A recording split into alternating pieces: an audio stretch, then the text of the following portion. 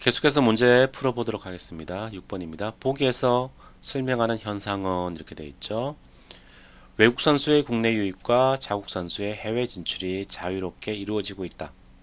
나이키와 아디다스 같은 스포츠 기업이 다국적 기업으로 성장하고 있다.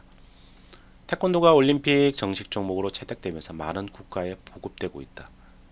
제가 이 지문을 읽어드리고 천천히 설명하는 이유는 이 수업을 들으시는 분들, 자격증을 준비하시는 분들이 대부분 성인 학습자이기 때문에 그렇습니다.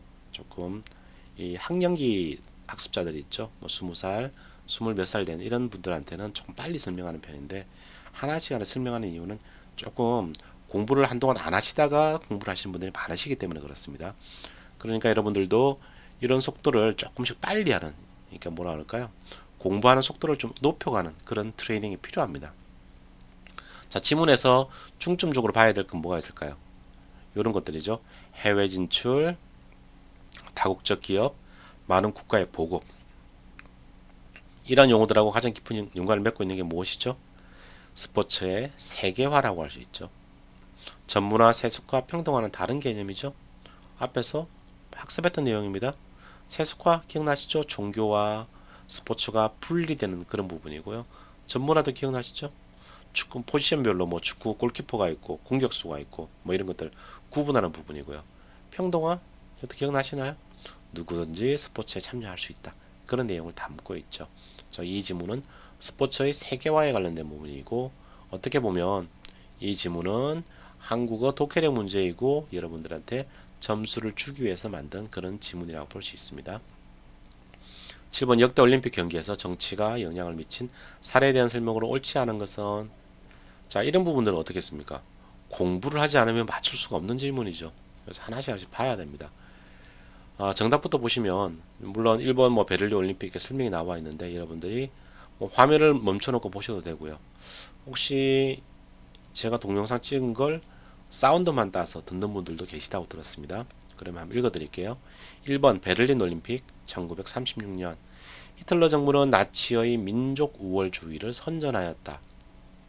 맞습니까? 2번 미넨 올림픽 1972년 팔레스타인 테러리스트들은 이스라엘 선수들을 살해하였다.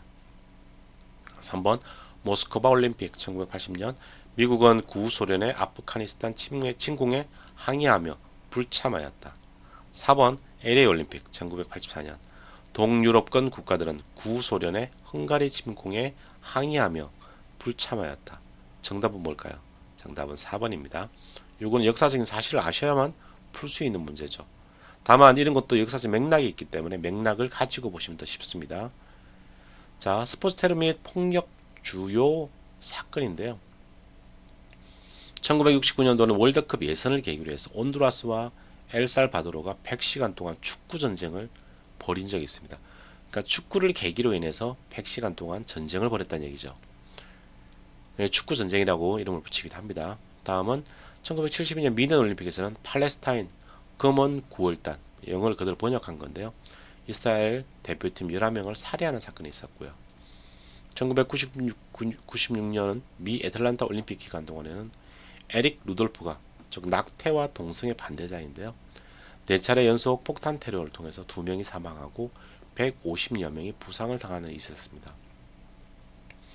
그리고 1997년 영국 그랜드 내셔널 승마대회에서는 연쇄 폭탄 테러로 6만 명이 대피하는 사태가 있었고요. 2005년도 영국 런던 올림픽 유치 2일째, 그러니까 유치되고 2일째라는 얘기죠.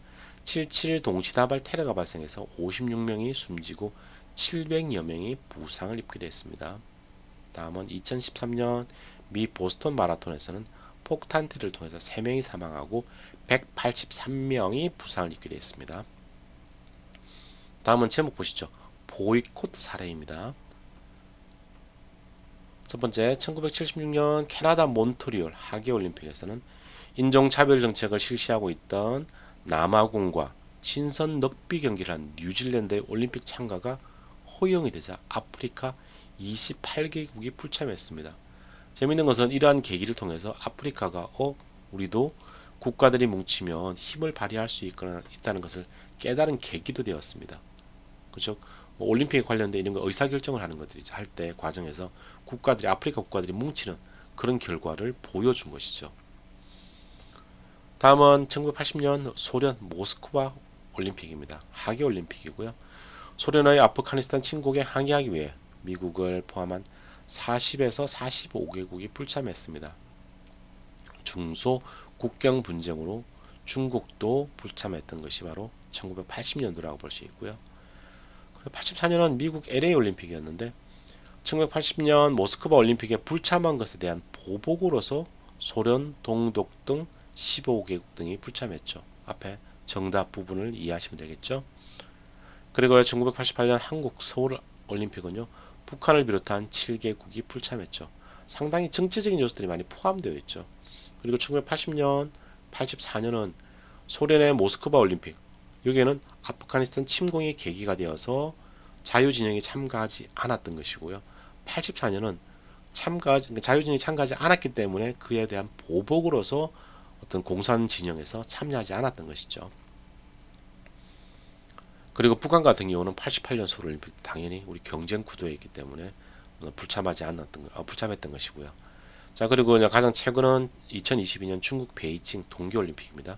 여기에 대한 지문은 2025년도에 나오지 않았죠. 홍콩 및 중국 신장 위구르 지역의 인권 탄압 등을 이유로 미국의 동맹국을 중심으로 올림픽 선수단을 보내되 올림픽 선수단은 보냈습니다.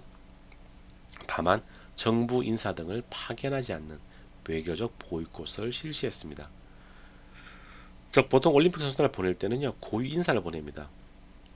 대통령이 참가하기도 하고 대통령이 가지 못하면 그를 대리하는 정도 수준의 상당히 높은 지위를 가진 사람들 참여하는데 그렇게 참여하지 않았다는 의미를 담고 있습니다. 다음 8번입니다. 프로스포츠의 역기능이 아닌 것은 나와 있죠. 역기능 나쁜 놈에 해당하는 것이죠. 즉, 네 가지 지문이 있는데 한번 보시겠습니다. 1번 우수선수의 스카우트 경쟁 심화. 역기능이 아닌 것이죠. 그러니까 나쁜 놈이 아닌 것, 좋은 놈을 찾는 문제죠. 2번 국민들의 사행심 감소. 3번 스포츠의 물질 만능주의 확대. 4번 인기 종목과 비인기 종목의 불균형 초래. 뭔가요? 정답은 2번이라고 할 수 있습니다. 국민들의 사행심이 감소하는 것은 좋은 것이죠. 이런 식으로 국어 문제로 치환해서 풀 수 있는 문제라고 볼 수 있습니다. 사행심은 여러분들이 많이 들어보신 어떤 용어일 텐데요. 요행을 바라는 마음입니다. 예를 들어서 로또 1등에 당첨되기 위해서 복권을 100만원치를 샀다. 사행심이라고 볼 수 있겠죠. 자, 굳이 암기를 한다 그러면요. 사실 이건 내용적인 부분들은 그게 어려운 건 없습니다. 스포츠의 역기능인데요. 스포츠의 내면적인 즐거움보다는 외면적인 물질적 이익을 중시하여 물질 만능주의에 빠질 우려가 있죠. 그리고 아마추어리즘을 퇴색시켜 스포츠의 본질을 왜곡할 수 있고요. 일부 인기 종목에 편중되고 인기가 없는 종목은 쇠퇴시킬 염려가 있습니다.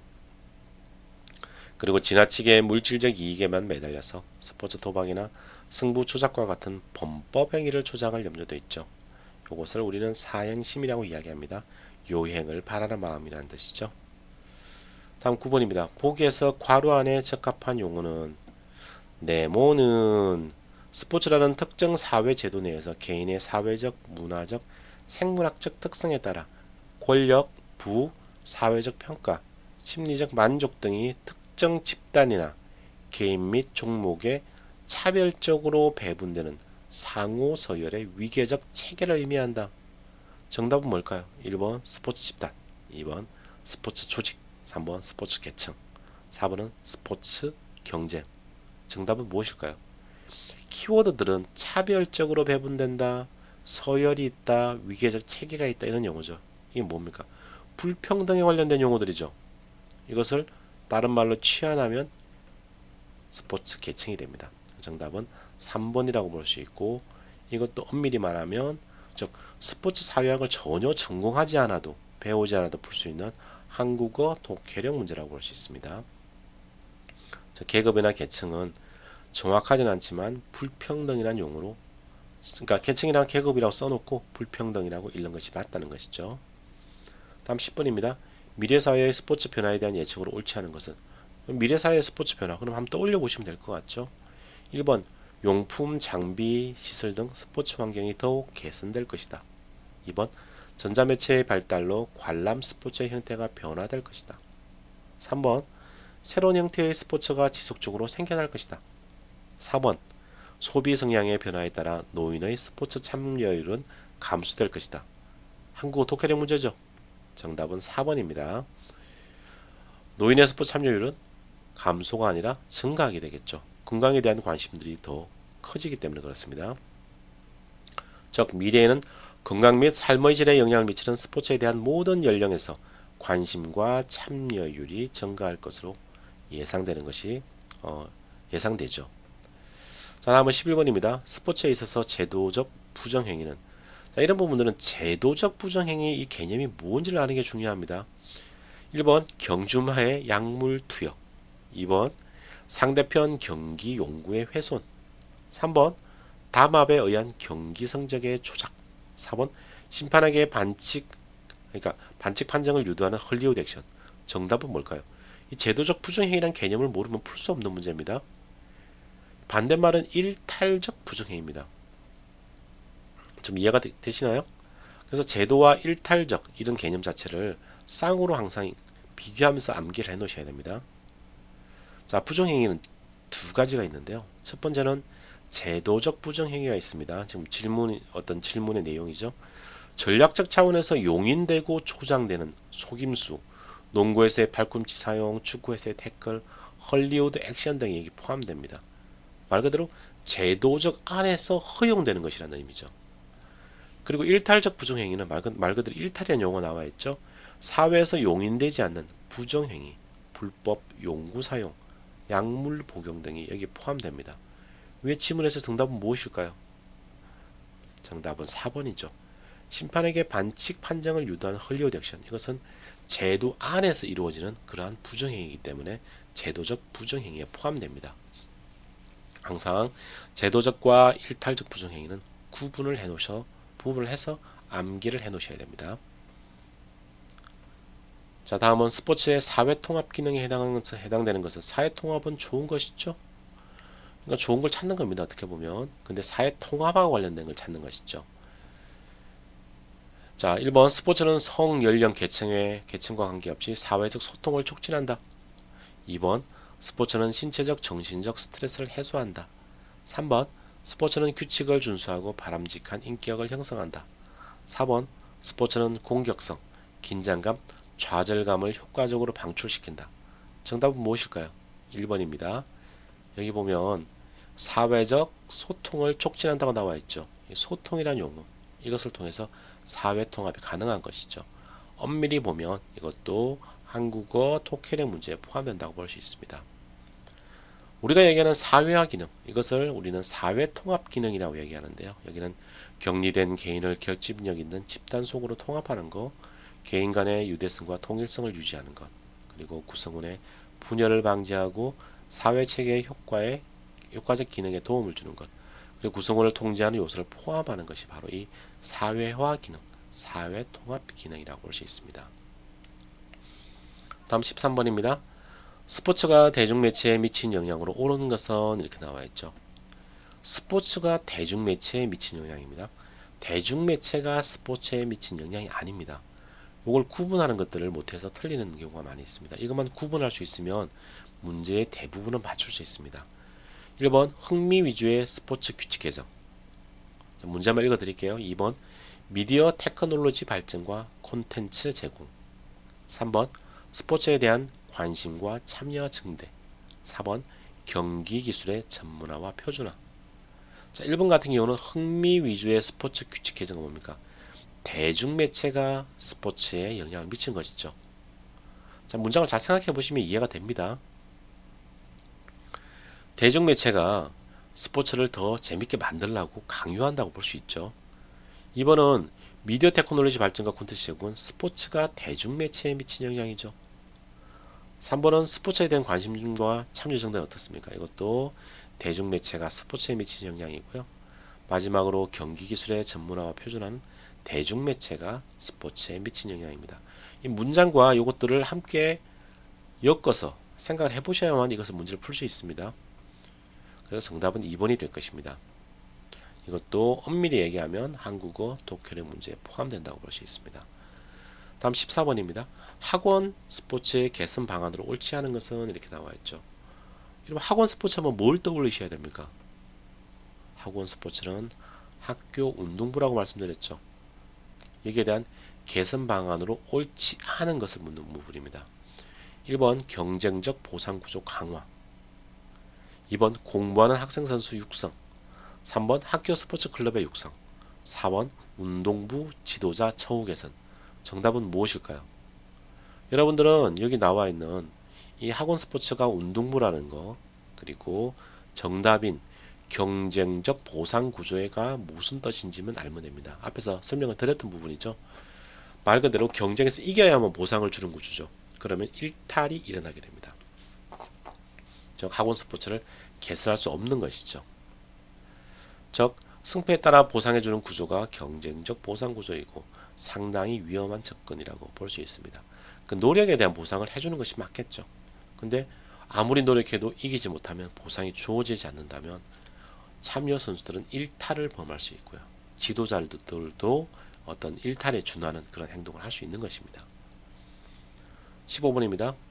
보기에서 괄호 안에 적합한 용어는 이렇게 나와 있죠. 올림픽에서 땡땡을 시행함으로써 IOC는 기업으로부터 금전 및 물자를 제공받고 기업은 자사 제품 광고 및 올림픽 홍보에 올림픽 공식 로고와 휘장을 사용할 수 있는 권한을 얻는다. 이것은 엄밀히 얘기하면 스포츠 사회학 문제가 아닙니다. 1번 독점 방영권인가요? 뭐 방영하고 아무 관련이 없죠. 2번 자유계약제도인가요? 자유계약하고 관련이 없죠. 3번 스폰서십 정답이겠죠. 4번 드래프트 제도 아무 관련이 없습니다. 이것도 기출문제를 풀다 보면 이런 내용들을 더 추가적으로 설명해 줍니다. 정답은 3번 스폰서십입니다. 이게 스폰서십에 대한 설명이긴 한데 스포츠 사회학에서 출제할 그런 문제는 아니라고 볼 수 있습니다. 스포츠 마케팅에서 등장하는 그러한 용어라고 할 수 있습니다. 다음은 16번인데요. 이 부분은 제가 좀 목이 조금 쉬었기 때문에 좀 쉬었다가 계속 이어서 진행하도록 하겠습니다. 감사합니다.